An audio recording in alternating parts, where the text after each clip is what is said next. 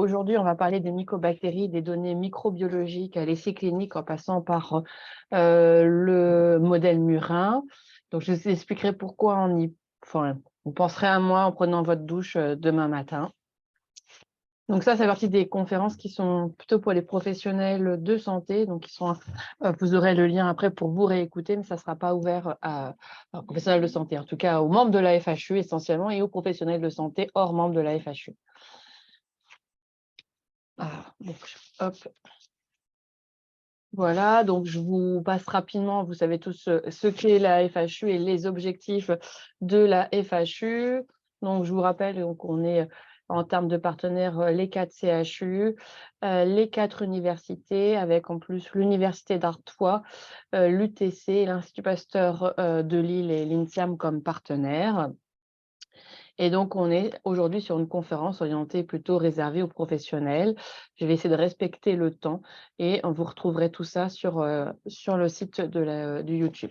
Alors, très important, vous voyez, donc on a la prochaine conférence qui est prévue. Ce sera le docteur Shaline Kiefer sur le métier de drug designer et je pense que ce sera vraiment extrêmement intéressant. Et comme vous voyez ensuite, jusqu'à septembre, on a quelques cases blanches. Et on a besoin de vous. Idéalement, c'est bien si ça tourne un peu entre les work packages parce que c'est des thématiques différentes.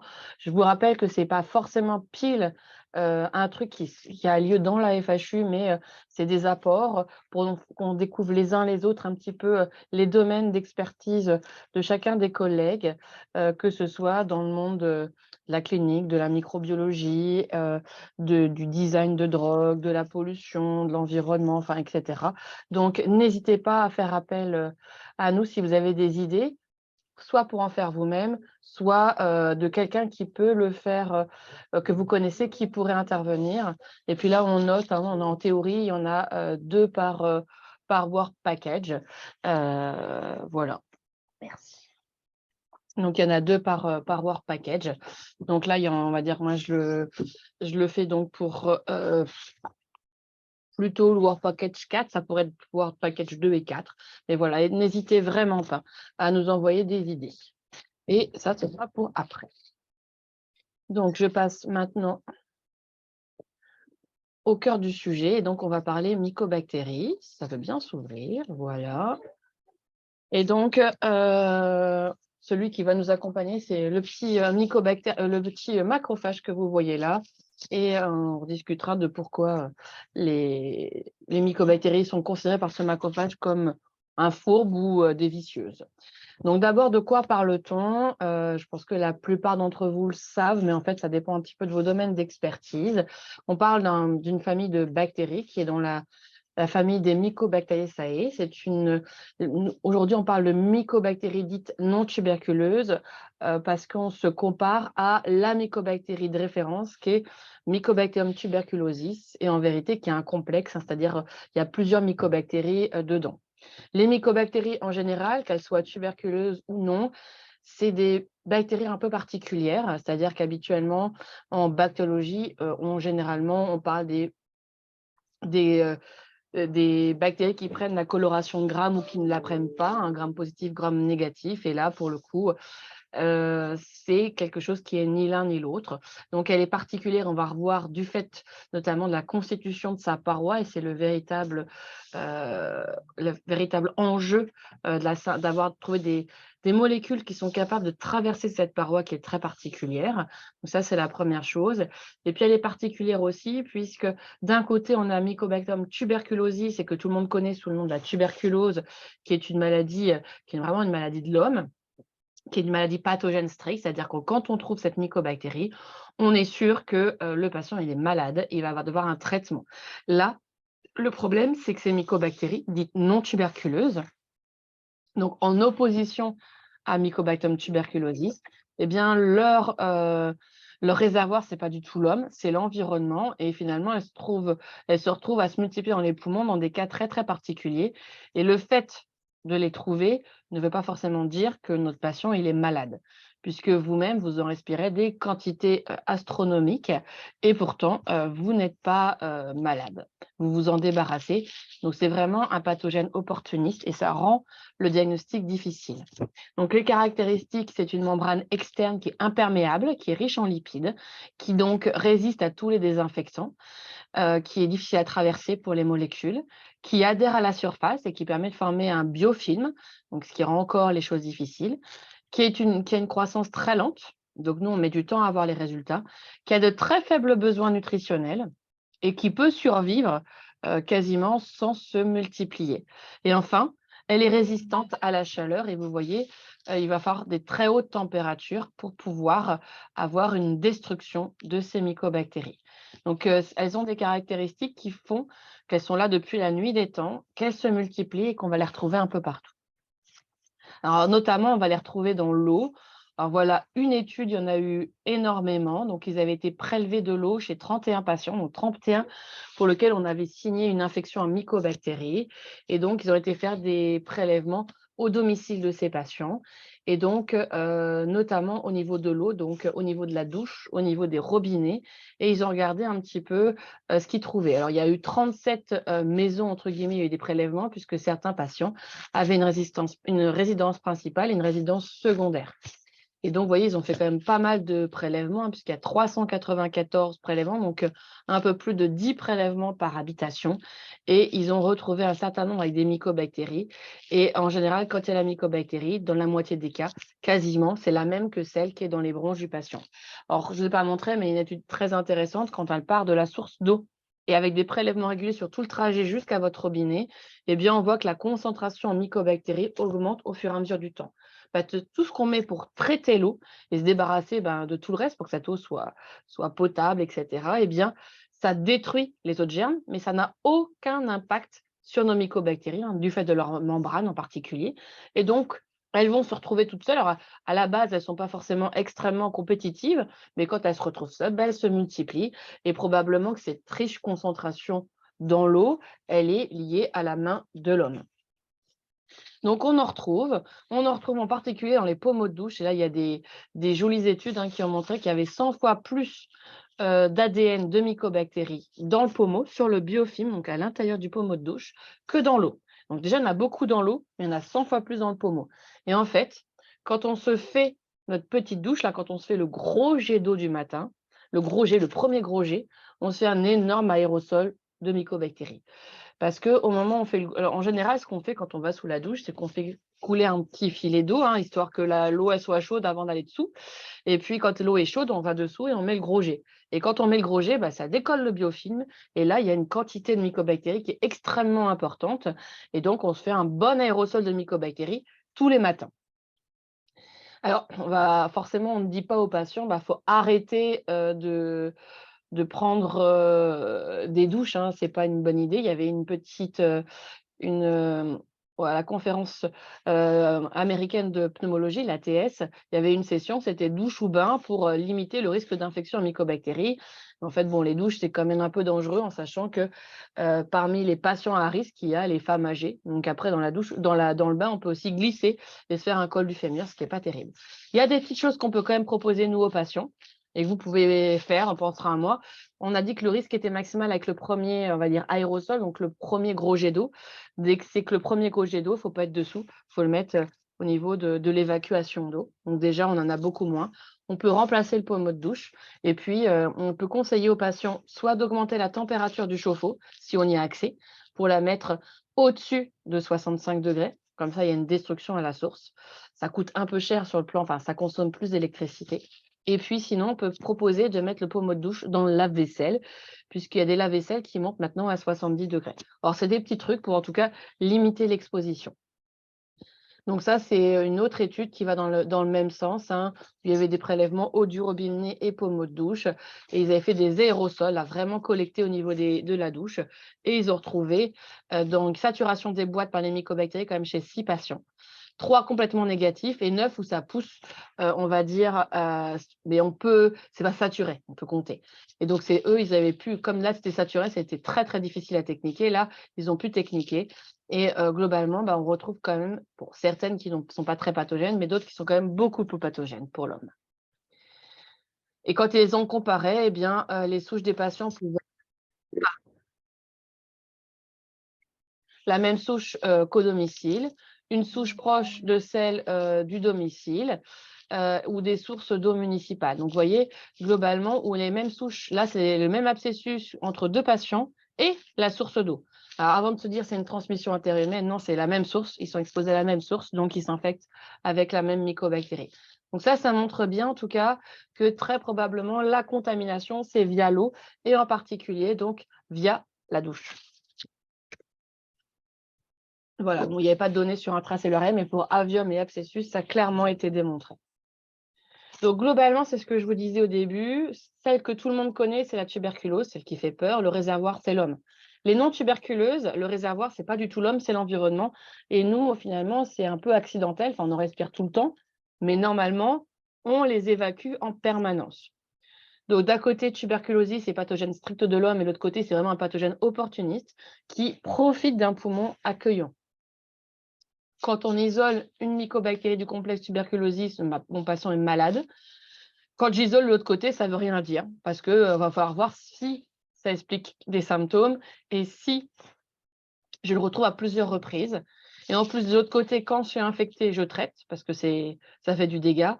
De l'autre côté, quand je suis infectée, je ne traite pas forcément avec des antibiotiques. Je peux simplement faire du drainage. Donc, on est vraiment sur des choses différentes. Et même nous, quand on doit faire des prélèvements, d'un côté, si on en veut au moins un positif, il faut être sûr qu'on a une tuberculose. De l'autre côté, on veut être sûr qu'il y a vraiment beaucoup de prélèvements positifs, que ça se répète et finalement que la mycobactérie s'est bien installée là et que c'est pas. Alors, colonisation, c'est peut-être pas le bon nom, mais enfin, en tout cas, que ça peut être vraiment responsable de quelque chose.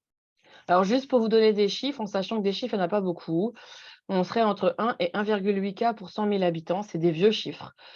C'est des vieux chiffres et c'est difficile parce que autant la tuberculose, c'est une maladie à déclaration obligatoire, autant les mycobactéries non tuberculeuses, ça ne l'est pas. Et le deuxième énorme souci, c'est qu'en plus, ce n'est pas parce qu'on isole une mycobactérie que le patient est malade. Donc, c'est difficile. Et ceux qui déclarent le mieux, c'est les microbiologistes. Sauf que les microbiologistes n'ont pas toujours la clinique qui va avec. De manière globale, on a quand même l'impression qu'il y a une incidence qui augmente parce que surtout, il y a plus d'immunodéprimés. Et puis, ce qui est embêtant, c'est le pronostic peut être sombre. Vous voyez, il y a une mycobactérie là, on est à 69% de mortalité à 3 ans, ce qui est quand même énorme pour un germe infectieux. Et dans les essais thérapeutiques, on a quand même des mortalités qui peuvent être très élevées pour certaines mycobactéries. Alors, je vais aller rapidement, c'est juste pour bien planter le décor.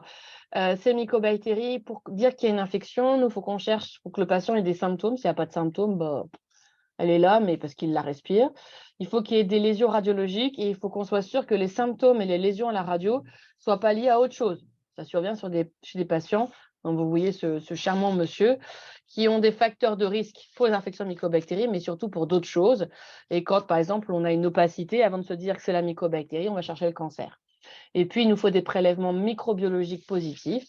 Donc, on veut au moins 2 prélèvements distants d'au moins 7 à 15 jours. L'idée, c'est comme je vous le disais tout à l'heure, c'est vraiment d'être sûr que la bactérie s'est installée là et qu'elle peut être responsable de quelque chose. Alors, globalement, il y a plein de types de maladies différentes. Ce qu'on va surtout s'intéresser, nous, c'est ceux sur poumon pathologique. Donc ça, c'est sur poumon sain, ça pourrait nous arriver à n'importe lequel d'entre nous qui aimons bien, je sais pas, les bains bouillonnants, donc tout ce qui est spa, etc. Eh bien, l'eau chaude, les mycobactéries, elles adorent ça aussi. Et on peut faire une réaction dite d'hypersensibilité. Et donc ça, c'est sur le poumon sain. C'est vraiment une sorte d'allergie, entre guillemets. Et donc là, le traitement, c'est d'arrêter d'aller dans les spas et éventuellement des corticoïdes. Il n'y a pas d'antibiotiques. Ensuite, il y a des femmes qui ont un poumon normal, mais qui sont complètement déformées. Donc, ça s'est longtemps appelé le Lady Windermere syndrome.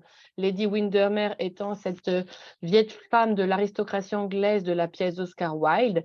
Et dans l'aristocratie anglaise, on ne crache pas en public, ça ne se fait pas. Ça représente en gros des femmes, souvent elles sont plutôt âgées, qui ne savent pas tousser, cracher, qui ne savent pas drainer leurs poumons et qui, comme elles ne savent pas drainer leurs poumons, vont finir par développer dans la zone du poumon qui est la plus difficile à nettoyer, qui est l'homme moyen, des bronches un peu plus grosses que la normale, dilatées, dans lesquelles la mycobactérie a un endroit idéal pour se multiplier. Et puis, ce qui finalement pose le plus de problèmes, puisque là, finalement, pour ces patients-là, c'est la kiné, le traitement. Ce qui pose le plus de problèmes, ce sont les patients qui ont des pathologies sous-jacentes, soit de la BPCO, donc bronchopneumopathie chronique obstructive, donc c'est les malades du tabac, avec vraiment une destruction qui peut être du tabac, de l'inflammation, de l'obstruction, ou des dilatations des bronches, qu'elles soient liées à la mucoviscidose ou pas, ou les bronches, comme vous le voyez sur le dessin, sont plus grosses que la normale, et les sécrétions peuvent y stagner. Et là encore, la mycobactérie, elle trouve que c'est fort sympathique. Et là, par contre, ça peut donner des infections très sévères et nécessiter une antibiothérapie. Alors, en termes d'épidémiologie, ça c'est l'épidémiologie française sur les données du groupe Mycomed, qui est un groupe de microbiologistes qui s'intéressent aux mycobactéries en France.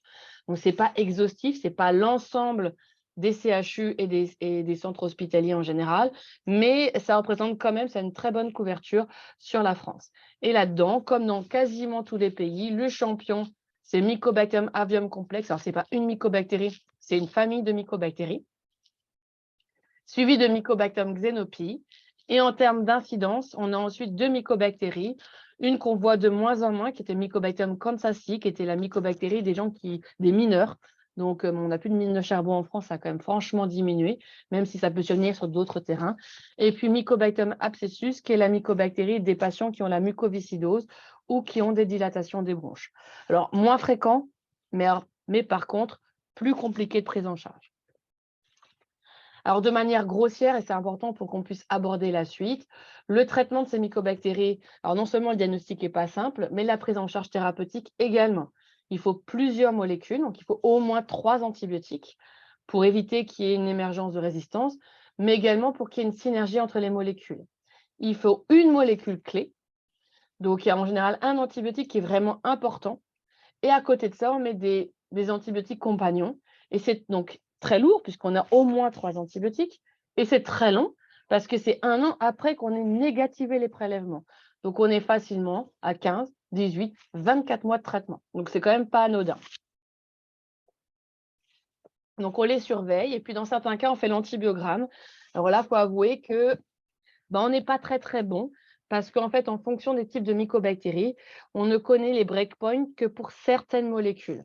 Par exemple, pour la plus fréquente, la MAC, Mycobacterium avium complexe, on connaît bien les breakpoints pour les macrolides et pour les aminosides. Pour le reste, on ne sait pas bien. Il n'y a pas forcément toujours de corrélation entre ce qu'on pourrait rendre sur les données in vitro de ce qui se passe avec ou sans in vivo. Alors ça, c'est juste pour vous montrer que notre traitement, il est mal toléré. Vous voyez en termes de toxicité, alors on est au minimum entre 7% de toxicité oculaire et on grimpe jusqu'à quasiment, on est près de 30% sur la thrombopénie, donc on a la toxicité hématologique, hépatique, cutanée, oculaire et rénale. Donc c'est vraiment pas anodin et pour aujourd'hui, une efficacité qui est somme toute pas terrible. Vous voyez, le taux de succès, on est entre 52 et 61%. Donc, se taper 3 antibiotiques pendant 2 ans pour avoir quasiment une chance sur 2 de guérir, c'est pas folichon. Alors ça veut dire qu'il faut bien choisir les patients à qui on propose le traitement, ceux qui sont très symptomatiques. Et ça veut surtout dire qu'on a besoin de nouvelles molécules. Et ça, c'est un petit clin d'œil aux équipes qui travaillent sur la synthèse de molécules antimycobactéries, parce que clairement, comme le dit le docteur ici, la bonne nouvelle, c'est qu'on sait, on connaît la maladie, on peut peut-être la guérir, mais la mauvaise nouvelle, c'est que la guérison, elle va être, entre guillemets, plus embêtante que la maladie en elle-même. Donc, voilà, il y a un vrai problème de ce côté-là.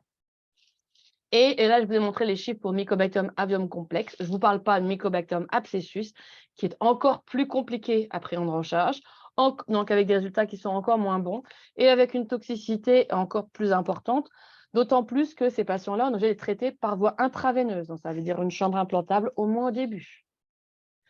Et alors ça, je vous ai juste remis, voilà, on a encore besoin de travailler puisque globalement, on ne sait pas comment traiter ces patients correctement. C'est plus dur que la tuberculose et on n'a même pas de données épidémiologiques.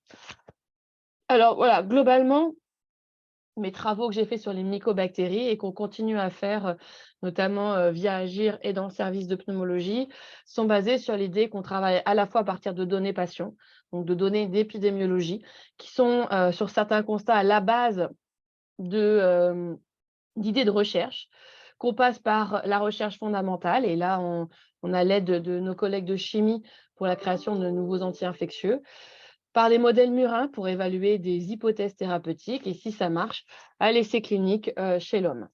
Donc, moi, l'histoire, je vais vous raconter comment l'histoire des mycobactéries est arrivée, on va dire pour moi. Elle est arrivée d'abord sur une petite étude qui a été faite sur le CHU d'Amiens. Vous voyez, juste 31 patients. On avait beaucoup de xénopie, mais c'est normal, c'est la région. Et on voyait bien sur ces données qui sont complètement rétrospectives que il n'a pas été facile de décider qui était traité. Donc, il y a eu un tiers de patients qui n'ont pas été traités et qu'on ne savait pas bien comment les traiter, puisque sur les 2 tiers, donc sur la vingtaine de patients, eh bien, il y a 13 associations thérapeutiques différentes. Et puis bon, en termes d'efficacité, bon, c'est des patients un peu à part, mais 71% de décès à 5 ans. En tout cas, Mycobacterium xenopy était la bactérie la plus fréquente de notre étude et c'est pour ça que j'ai continué sur cette petite bactérie, sur une étude cette fois-ci dans le nord-est de la France. Et donc, on a inclus 136 patients qui avaient une infection pulmonaire à Mycobacterium xenopy. Globalement, et je ne rentre pas dans le détail, ces patients avaient des pathologies pulmonaires sous-jacentes. Ils avaient donc des tableaux variés. On avait la forme facile, c'est la forme qui ressemble à la tuberculose, hein. En général, là, on s'acharne à chercher la mycobactérie et souvent, c'est les patients qui ont une pathologie pulmonaire sous-jacente. On avait les patients qui, finalement, c'est un peu comme le patient que je vous avais montré tout à l'heure avec sa couronne de cigarette. Il a un nodule, il est fumeur, on l'opère en se disant c'est un petit cancer, puis boum, c'est de la mycobactérie. Le risque, c'est de se dire il n'est pas malade alors que quand même, il y a une maladie. Et puis, les formes qu'on voit heureusement plus, qui étaient essentiellement des formes des patients VIH, avec des formes interstitielles diffuses, de très mauvais pronostics. Donc, en termes de survie, dans cette étude-là, on avait donc 118 patients qu'on avait pu suivre. Et vous voyez, à 36 mois, donc à 3 ans, on a 33% des patients qui sont vivants. C'est quand même toujours pas beaucoup. Alors, ils meurent de quoi? Ils meurent de l'infection, à moitié, puis de l'infection, et c'est difficile de faire la part entre l'infection et la maladie sous-jacente, et puis sinon de la maladie sous-jacente. On a quand même 20 patients qui sont décédés avant qu'on ait pu débuter un traitement. 24 avant qu'on puisse terminer le traitement et on a un certain nombre de rechutes.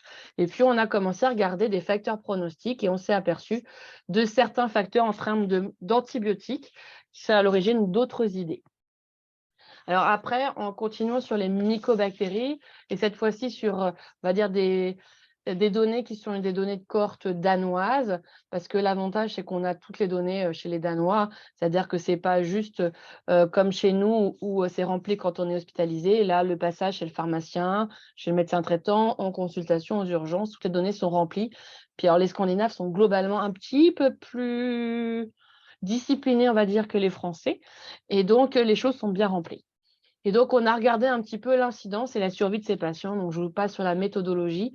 On s'est mis sur une période de 10 ans pour voir un petit peu l'évolution. On s'est aperçu, et là, c'est classé selon l'âge, hein, que hormis en 2002, on ne comprend pas pourquoi c'était très bas. Globalement, on a une incidence qui est croissante.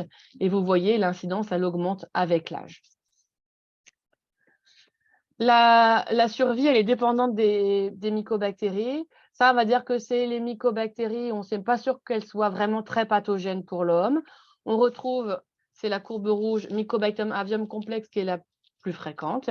Et puis ici, des mycobactéries qui, elles, comme on l'a vu sur l'étude précédente, Mycobacterium xenopy, qui est associée à un mauvais pronostic. Et on s'est amusé à regarder un petit peu les facteurs pronostiques et on a retrouvé entre autres la mycobactérie, donc Mycobacterium xenopy.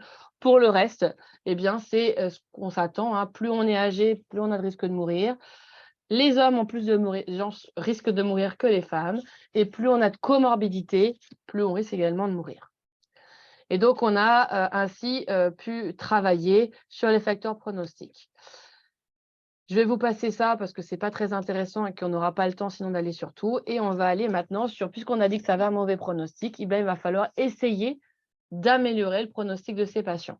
Alors ça, c'est des travaux que j'avais commencé donc aux États-Unis Et on a refait, avant de travailler dessus, donc les CMI des différents antibiotiques.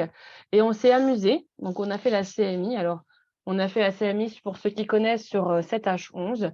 Le souci, c'est que le milieu 7H11 est un milieu très acide et que le milieu sanguin est un milieu basique et que certains antibiotiques sont inactivés. C'est le cas de la clarithromycine en milieu acide. Et on s'amusait à mettre à côté le pic sérique attendu en disant l'idéal, c'est quand même que notre pic sérique il soit supérieur et normalement bien supérieur à la CMI. Et vous voyez que globalement, on n'est pas bon du tout parce que sur les antibiotiques recommandés, ce qu'on trouve in vitro, je ne dis pas que c'est la vérité, mais ça semble être rarement supérieur à ce qui se passe quand on l'administre le médicament à la dose normale. Hormis pour l'amicacine, on était un petit peu au-dessus. Pour le reste, on n'est vraiment, vraiment pas bon. Donc après, on s'est amusé à mettre les molécules ensemble et on s'est aperçu déjà que les CMI, quand on met par exemple rifampicine et thambutol, vous voyez, la rifampicine seule, elle a une CMI supérieure à 16. On ajoute les thambutol, la CMI est à 2. Donc clairement, il y a une synergie entre les molécules et il y a une synergie entre plusieurs molécules. Et donc, ça doit expliquer aussi finalement cette synergie, le fait qu'on arrive mieux à traiter les patients quand on met les antibiotiques à plusieurs que tout seul. Alors, on s'est amusé à regarder les données chez l'animal. Donc, il y a eu 2 études, une étude sur Mycobacterium xenopi, une étude sur Mycobacterium avium. Et l'idée initiale, c'est d'abord d'essayer de construire le modèle parce qu'il y avait très, très peu de données sur les modèles murins d'infection à mycobactéries. Le problème de ces infections, c'est que jusque-là, elles étaient faites par voie intraveineuse.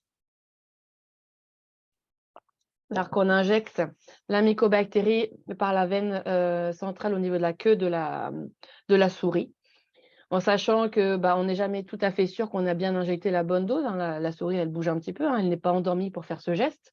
Et qu'ensuite, ça ne reproduit pas du tout le modèle de l'infection chez l'homme, puisque je vous ai dit, penserez à moi demain matin, quand vous ferez votre aérosol de mycobactéries, on s'infecte par voie aérienne. Donc, ce n'est pas logique qu'on infecte les souris par voie intraveineuse, sauf si on veut mimer une souris qui a le sida et donc pour lequel il y a une circulation dans le sang de la mycobactérie. Donc, nous, on a décidé de faire un modèle d'infection par nébulisation de ces mycobactéries et pour essayer de voir un petit peu ce qui marchait le mieux, de comparer 4 espèces de souris. On a choisi 2 espèces de souris immunocompétentes, les BALPSI et puis les BLAC, et puis 2 souris immunodéprimées pour essayer de dire peut-être que si elles sont immunodéprimées, eh bien, la mycobactérie va plus se multiplier. Et on a fait avium et xénopie. Et puis, pour qu'un modèle soit bon pour les mycobactéries, qu'il nous serve à quelque chose pour tester nos molécules, il faut qu'on puisse voir l'efficacité du traitement. Donc, on a une diminution de l'inoculum dans le poumon quand on traite les souris, c'est quand même l'objectif. Donc, on a choisi la molécule qui, a priori, est la plus efficace pour ces bactéries. Donc, on a traité un certain nombre de souris par de la clarithromycine. Donc, ça, c'est notre petite machine. Et on a maintenant la même dans l'animalerie chez nous qu'on a commandé. Donc, c'est un petit système. Vous avez donc 5 paniers dans lesquels on va mettre les souris. L'idée, c'est qu'on puisse essayer d'infecter toutes les souris dans le même temps. Et on va mettre un petit système ici qui va avec la mycobactérie et on va nébuliser la mycobactérie. Donc, les souris, elles vont rester à l'intérieur. Donc, la nébulisation, elle dure une demi-heure. Et d'ailleurs, quand on les récupère, elles sont un petit peu humides. Et donc, elles vont respirer cet air qui contient de la mycobactérie. Ensuite, on va sacrifier les souris de manière régulière pour compter le nombre de bactéries au niveau du poumon, en sachant qu'on avait fait une mise en culture et une analyse anatomopathologique pour voir si on voyait les bacilles. Et on a fait également la même chose sur un certain nombre de souris qui ont été traitées. Donc ça, c'est les données pour Mycobacterium avium. Alors la première chose, il faut savoir que les souris extérieurement ne ne sont pas malades, c'est-à-dire qu'elles jouent, elles courent, elles ont le même comportement que si elles n'étaient pas infectées à mycobactéries. Et si on comparait, comme je vous avais fait tout à l'heure le tableau, entre Mycobacterium tuberculosis et les mycobactéries non tuberculeuses, eh bien, Mycobacterium tuberculosis, c'est le pathogène de l'homme et il faut absolument traiter. Eh bien, Mycobacterium tuberculosis chez la souris, ça tue la souris. Donc, clairement, on est d'accord que c'est un vrai pathogène. Les mycobactéries non tuberculeuses, eh ben, la souris, elle ne meurt pas et on n'a même pas l'impression qu'elle soit tellement gênée. Donc là, vous avez des photos des différents poumons. Et comme vous pouvez voir, il y a, alors là, c'est les souris non traitées, et là, c'était des poumons de souris traitées. On voit donc tout ce qui est blanc, c'est les lésions liées aux mycobactéries. Normalement, c'est plutôt comme ça, hein, le poumon de souris, c'est-à-dire un poumon où il n'y a rien du tout. Donc, on voit quand même qu'il y a des lésions sur ces poumons. Et donc, on a une augmentation. Donc, on le fait toujours le lendemain de l'infection pour vérifier quand même qu'elles ont bien respiré de la mycobactérie. En parallèle, on met en culture notre inoculum pour essayer de quantifier de combien on les a infectés. Et puis, on a suivi semaine par semaine le nombre de colonies. Et vous voyez, on a une augmentation donc, progressive et on a l'impression d'avoir une augmentation pendant les 2 premiers mois, puis d'avoir globalement un plateau, voire une diminution spontanée. Donc, comme si les souris allaient mieux. Et les pointillés, ce sont les souris traitées. Donc, on voit quand même qu'il y a une nette différence du nombre de colonies entre les souris non traitées et les souris traitées, même si dans tous les cas, on a une tendance quand même soit à la stabilisation, soit à la diminution spontanée sans traitement. Et donc, nous, on a décidé de choisir, de se dire que notre souhait était de garder les souris, donc vous avez ici en rouge, qui sont donc les BALB/SI, pour lesquels il y a la plus belle différence entre le groupe non traité et le groupe traité avec les macrolides. Et en plus, c'est des souris qui sont immunocompétentes, donc ma foi, moins de risques, enfin, plus facile à prendre en charge au quotidien que des souris immunodéprimées. Alors ensuite, Mycobacterium xenopii, Mycobacterium xenopii, tout sur la même idée. Vous avez ici donc les photos avec et sans traitement, et puis donc les lésions. On voit qu'il y a des différences et qu'il y a des réponses qui sont plus ou moins nettes. On voit là ici sur la BALB/SI, on avait les lésions ici, il n'y en a plus rien. Et là, on avait plusieurs bactéries qui pouvaient répondre à notre définition, puisque globalement, on avait un écart pour toutes. Alors, les nuodes, c'est quand même celle où on a l'impression que ça avait continué à augmenter. Donc, globalement, tous les modèles répondaient relativement bien au traitement. Et on a choisi, là encore, celui pour lequel la différence était la plus forte, donc toujours ces fameuses BALB/SI. À partir de là, on a fait les premières études en donnant des associations thérapeutiques. Donc, Mycobacterium avium, les recommandations donc, américaines, c'est rifampicine, éthambutol, clarithromycine et amikacine.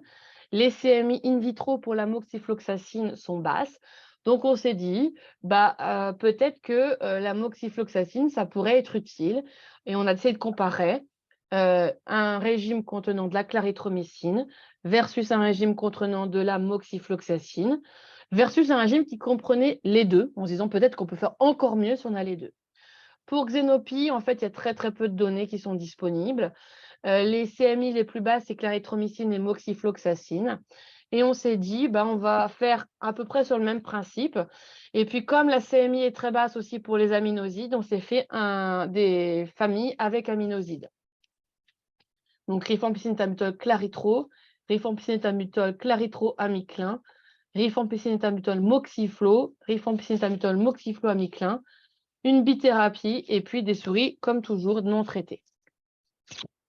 Donc, pour Mycobacterium avium, très logiquement, en bleu, c'est le non traité qui se stabilise. Vous voyez que les meilleurs traitements, c'est le rouge et le violet. C'est ceux qui contiennent de la clarithromycine, avec ou sans moxifloxacine. Et vous voyez que l'ajout de moxifloxacine, il n'y a pas de gain. Par contre, le remplacement de la claritro par la moxiflo est clairement pas terrible. Et là, il y a un impact négatif en termes d'efficacité. Donc ça renforce ce qu'on fait déjà, c'est de se dire que le macrolide, c'est vraiment la molécule clé et que les fluoroquinolones, ça ne marche pas très bien. Même si in vitro, les CMI peuvent être très basses, in vivo, ça ne marche pas très, très bien.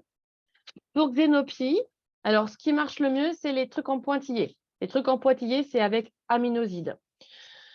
Alors, le problème, c'est que les aminosides, tel que c'est utilisé habituellement, c'est par voie intraveineuse et ça a une grosse toxicité à la fois rénale et auditive. Donc, ce n'est pas facile de l'être tout le long du traitement. Ensuite, on ne voyait pas de différence, que ce soit entre Claritro et Moxiflo, avec ou sans aminosides. Donc, avec pas de différence finalement entre association Claritro ou Moxiflo. En sachant que les recommandations, jusqu'à ce moment-là, étaient des recommandations américaines qui étaient déduites de ce qu'on savait d'autres mycobactéries, mais sans données pour Xénopie, parce qu'en fait, Xénopie n'est pas un problème aux États-Unis, c'est moins de 0,1% des infections à mycobactéries. Sauf qu'en France, c'est 30 à 35%, ce n'est pas le même problème. Donc, on a décidé d'aller un peu plus loin et d'essayer de voir ça un petit peu chez l'homme.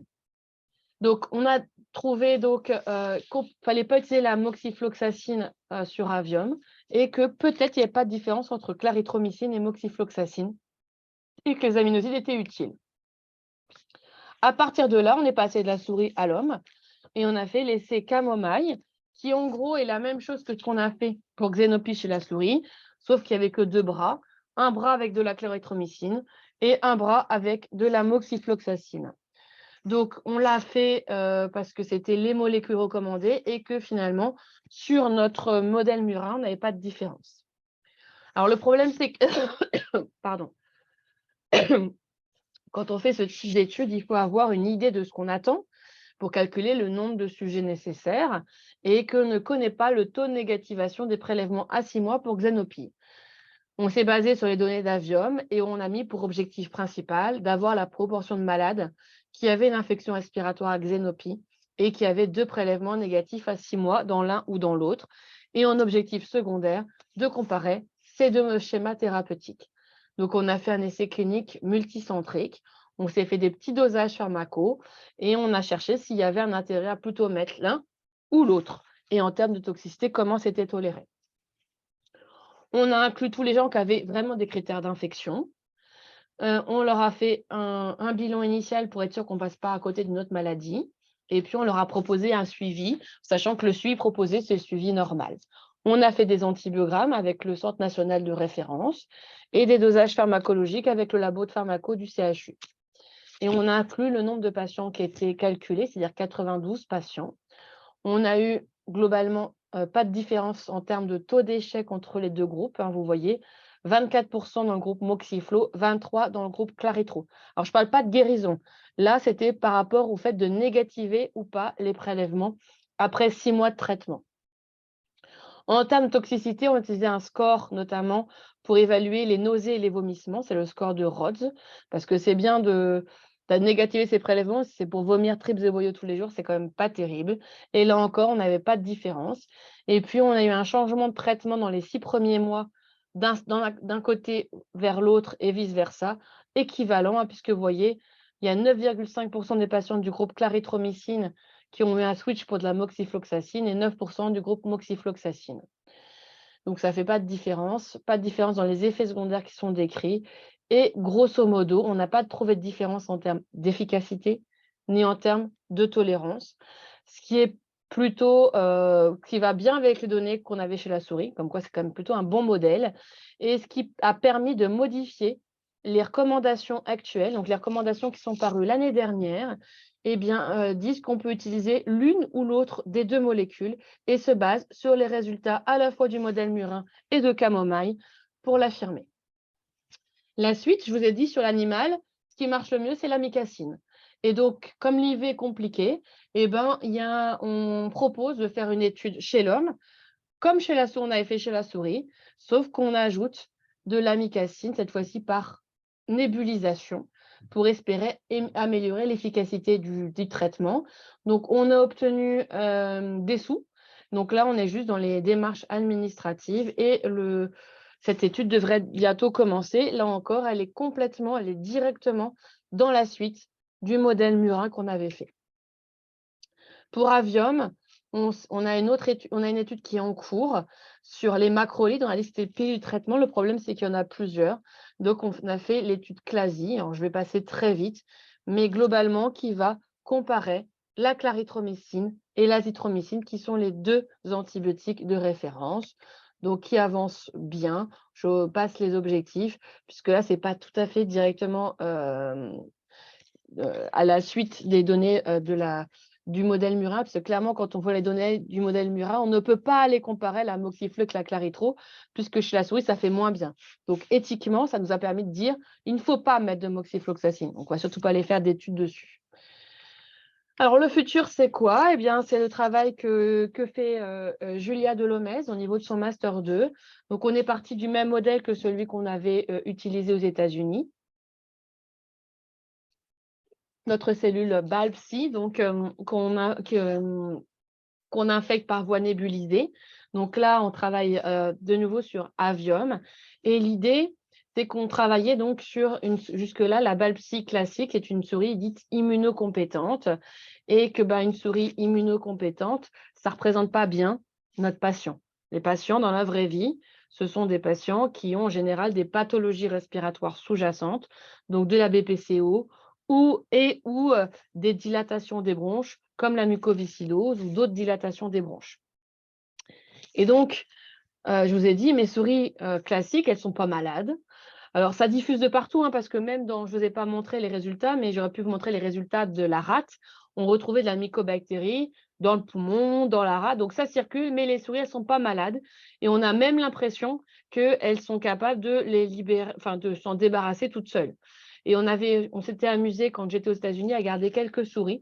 On n'avait pas sacrifié tout de suite et qu'on avait gardé 6 mois. Et à 6 mois, elles jouaient tout autant, elles allaient très très bien. Et il y avait toujours de la mycobactérie dans le poumon, mais sans que c'est un impact quelconque sur la santé des souris.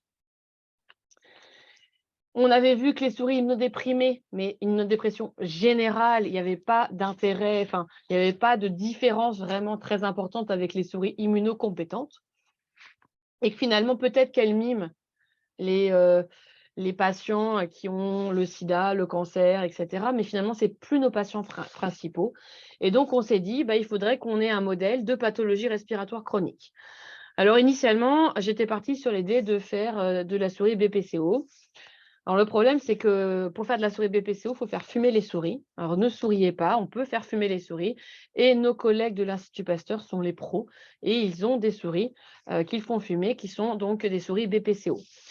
Le problème, c'est que c'est quand même très, très lourd, et aussi que l'évolution de la souris BPCO quand elle arrête de fumer, ce n'est pas du tout l'évolution du patient BPCO quand il arrête de fumer en termes d'évolution de la pathologie inflammatoire sous-jacente.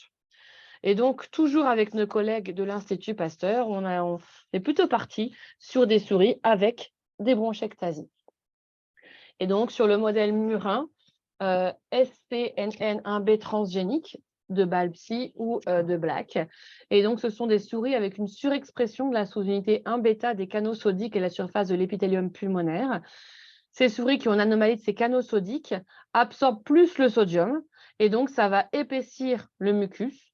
Comme le mucus est épaissi, la clairance mucociliaire, ce qui vous permet d'évacuer finalement grossièrement, on a ce qu'on appelle l'escalator mucociliaire, c'est-à-dire qu'en permanence, vous êtes soumis à des tas d'agresseurs, vous les respirez, mais la nature étant bien faite, vous avez votre escalator qui remonte toutes les sécrétions, elle les remonte jusqu'en fond de gorge, vous vous en apercevez pas, vous les avalez et c'est terminé. Et là, si votre mucus il est plus épais, les cils ils n'arrivent plus à battre correctement, donc ça ne remonte pas, ça s'accumule et ça favorise l'infection. Et c'est ce qui se passe, ce n'est pas exactement par le même mécanisme, mais c'est le même phénomène que lorsque la protéine CFTR dans la mucoviscidose ne fonctionne pas. Et cette protéine, elle va avoir la même idée, c'est-à-dire qu'on va avoir vraiment un mucus qui va être très, très épais, très collant, et qui fait qu'on a une viscosité qui empêche les cils de faire remonter les sécrétions. Et les patients qui naissent avec une mucoviscidose, ils ne naissent pas déjà avec le poumon détruit. Et c'est le fait d'avoir cette clairance et l'attaque permanente par plein de germes qui fait qu'ils vont faire infection sur surinfection. Et plus ils font d'infection, plus ils dilatent leurs bronches, et ainsi de suite. Ce modèle a déjà été utilisé ce modèle murin pour les infections pulmonaires à Pseudomonas aeruginosa, qui est quand même une bactérie extrêmement fréquente chez les patients qui ont la mucoviscidose ou les dilatations des bronches. Et ils ont regardé, et l'infection semblait plus longue chez les souris SCNN1B. TG et avec une infiltration inflammatoire des bronchioles plus importante, avec une plus grosse réponse inflammatoire et des dommages qui étaient comme ceux de la mucoviscidose. Alors, il n'y a pas de publication de ce nouveau modèle pour les infections à mycobactéries. Et donc, on a décidé avec Julia que ce serait son sujet de master, c'est-à-dire de regarder si ce modèle murin serait mieux que le modèle qu'on utilise aujourd'hui de BALB/SI non traité. Alors, nos collègues de Pasteur travaillent sur des blaques, qu'importe. Nous avons donc décidé de comparer les cellules BALB/SI aux cellules, les souris BALB/SI aux souris SCNN1B TG. Globalement, essentiellement des non traités, mais comme je vous l'ai dit tout à l'heure, on est obligé d'avoir un bras de traitement pour vérifier qu'on peut évaluer l'efficacité des médicaments, c'est quand même l'objectif numéro 1. Et donc, avec des sacrifices de souris, d'abord toutes les semaines pendant le premier mois, puis à 2 mois et à 3 mois. Et donc, on verra si ce modèle est un meilleur modèle ou non que BALB/SI pour évaluer les nouvelles molécules à visée anti-mycobactérie non tuberculeuse. L'idée pourrait être aussi de chercher à faire ce qui n'a jamais été fait, en tout cas sur modèle murin, une infection à Mycobacterium abscessus. Donc ça, c'est probablement l'étape d'après, en se disant qu'on va être peut-être proche d'un poumon comme le poumon de patients mucoviscidosiques. Et puis, donc, il y a la thèse d'Élise. Donc, la thèse d'Élise, elle part sur la même idée, en sachant qu'on part en amont, puisque Élise fait d'abord de la synthèse. Donc, elle travaille sur la synthèse chimique et la détermination des propriétés pharmacochimiques. Cette diapo, vous l'avez déjà vue, puisque je l'ai empruntée à Élise. C'est celle qu'elle a présentée donc, à la journée au congrès de la FHU. Elle travaille à la fois sur M. abscessus, mais également sur M. avium. Et donc, on va évaluer d'abord in vitro l'efficacité des meilleures molécules candidates. L'idée, c'est, on va faire les CMI, la méthode de l'échiquier pour rechercher une synergie. On pourra également faire ce qu'on appelle du SIT, du SBT, c'est-à-dire regarder dans le sérum. Ça permet d'évaluer pour les molécules qu'on ne connaît pas un petit peu ce qui passe, parce que quand on teste habituellement, qu'on fait une CMI, on remplit donc on met notre antibiotique dans notre milieu de culture, et puis ensuite on met à pousser et on regarde si ça pousse à telle ou telle concentration d'antibiotiques. Le problème, c'est que cet antibiotique, il peut subir une transformation lorsqu'il est donné à un patient. Et donc, on ne sait pas si ce qui va passer dans le sang, c'est un métabolite, c'est la drogue principale, la quantité, l'efficacité. Ce n'est pas parce que quelque chose marche in vitro que ça va marcher in vivo, parce que in vivo, il peut ne pas être absorbé.